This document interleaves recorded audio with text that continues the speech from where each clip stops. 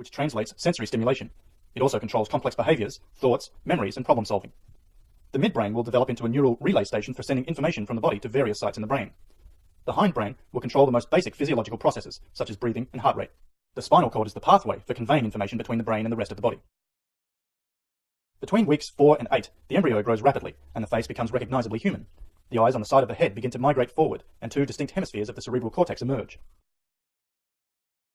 Between weeks 8 and 26 of the fetal stage, the cerebral cortex grows to cover the midbrain. By week 28, a major structural change begins. The cortex expands greatly in surface area and becomes wrinkled and folded inside of the skull.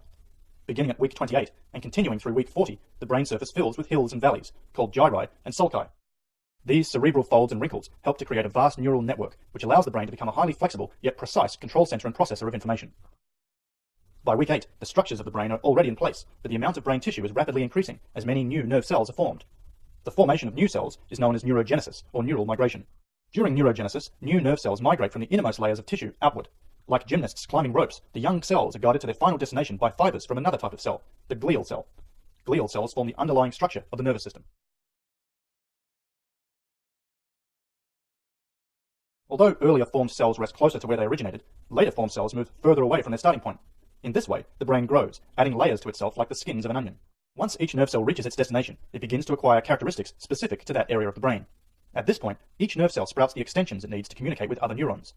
There are 2 types of extensions, dendrites and axons. Dendrites look like a network of antennas and receive incoming signals. An axon is a single, larger extension, which carries outgoing signals to other neurons. Synaptogenesis is the process in which synapses proliferate in the brain.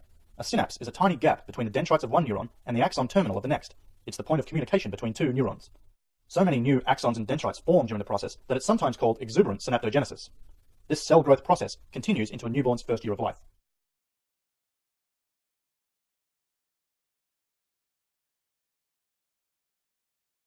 For an information signal, or impulse, to move from the axon of one neuron to the dendrites of another, it must cross the synaptic gap.